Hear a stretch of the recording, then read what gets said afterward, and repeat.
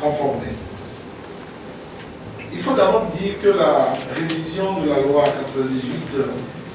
98-04 du 11 février 98 portant sur la presse et la communication en 5 modifications successives en 2000, 2002, 2004 s'inscrit dans une perspective d'adaptation de la profession de journaliste aux évolutions de la profession avec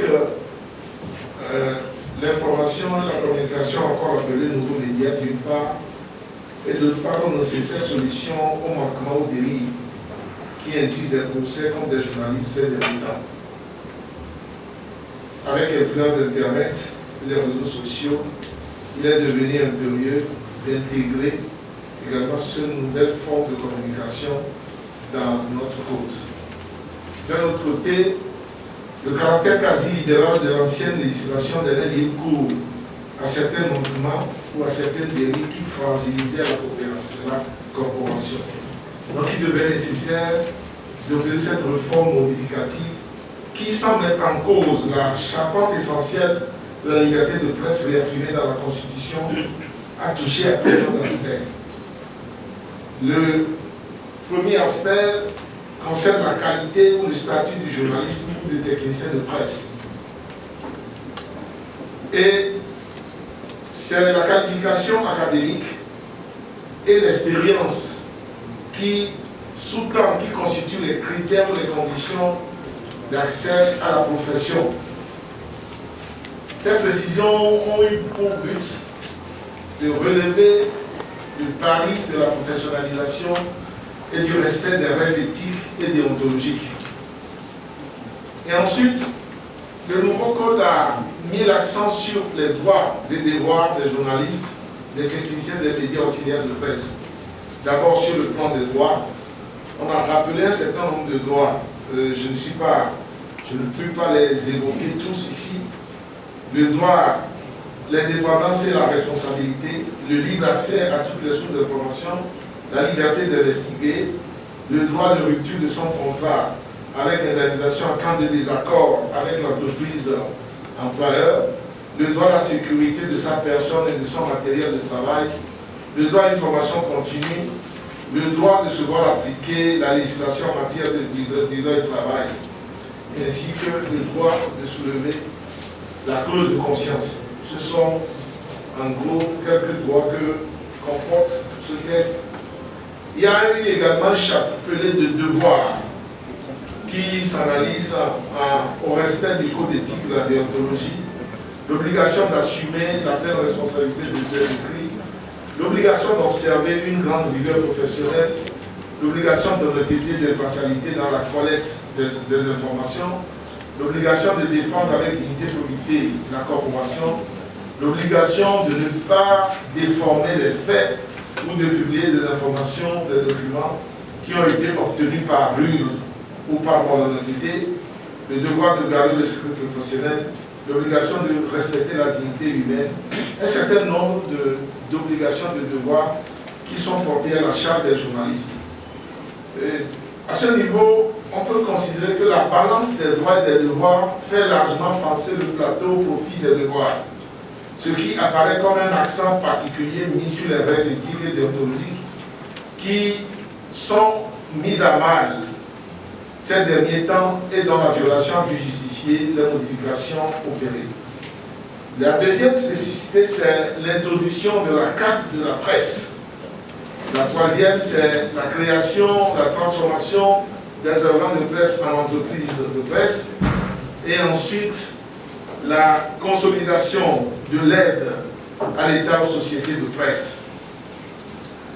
Voilà les éléments essentiels du contenu de ce texte qui ont permis aux législateurs d'orienter l'exercice de la profession vers une véritable professionnalisation et une véritable moralisation.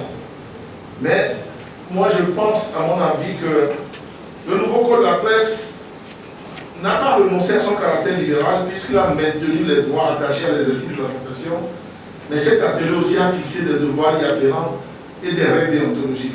Il faut cependant relever que ce texte gagnerait à renforcer la protection des journalistes contre l'arbitraire des patrons de presse les menaces des pouvoirs publics ou pouvoirs économiques. Il aurait fallu aussi insister sur les contours de la concurrence déloyale, aussi bien de la part des journalistes que des patrons de presse.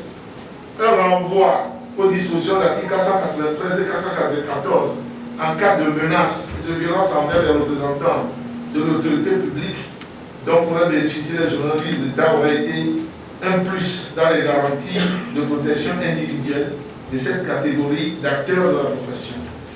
Un autre alinéa à l'article 28 aurait pu préciser les sanctions que pouvaient subir tous ceux qui empêcheraient le journaliste de faire son travail ou porteraient atteinte à la sécurité de sa personne. De même, l'obligation pour le patron de presse de respecter la législation nationale et sociale qui implique la conclusion d'un contrat de travail, le paiement d'un salaire régulier et décent, la déclaration à la caisse de sécurité sociale et les avantages de l'ego devaient être précisés par un renvoi au texte qui sanctionne le manquement à cette obligation. Par ailleurs, même si les dispositions du nouveau code ne sont pas rétroactives, je considère qu'une adaptation progressive permettra aux patrons d'entreprises de presse de se convertir aux pratiques d'une société commerciale viable et respectueuse de la législation en vigueur. Les patrons de presse actuels qui ne remplissent pas les conditions académiques ou de compétences ou d'expérience pourraient donc se remettre à niveau pour répondre aux exigences du nouveau code. La clause de conscience relève du seul jugement du journaliste soumis à des présenteurs socio-économiques qui font que malheureusement le journaliste en général et les journalistes des médias d'État se comportent parfois pour prendre des enveloppes que leur préparent les organisateurs d'un séminaire ou d'événements à frapper beaucoup d'esprit. Toutefois, à leur décharge, il faut dire qu'il est difficile de se départir de ce comportement si on ne rémunère pas de façon décente les journalistes et si les conditions dans lesquelles ils sont envoyés en reportage vu par le service central ou autre unité de garde à vue. Il est nécessaire pour chaque acteur d'œuvrer pour l'enracinement d'une presse libre et indépendante. Maintenant, à l'endroit du ministère de tutelle, je voudrais faire un certain nombre de propositions et également à l'endroit des journalistes pour finir mon express en véritable entreprise qui participe à la croissance tout en informant sur la gouvernance politique et économique. Faire en sorte que l'aide de l'État à la presse n'aille pas aux entreprises de presse, compter la nécessité de créer un organe indépendant d'utilisation de l'aide d'État au profit de la corporation, ou non discriminant d'attribution de la carte de presse. Renforcer les organes de rendre efficientes les dispositions de ce texte. Pour ce qui concerne les journalistes, ils doivent prendre conscience que la presse constitue un maillon essentiel de l'état de droit, dont le bon fonctionnement dépend des bonnes pratiques journalistiques. De ce fait, ils doivent créer des remparts nécessaires à la protection des droits qui leur sont octroyés et qui trouvent leur expression dans les devoirs et obligations auxquels ils sont astreints.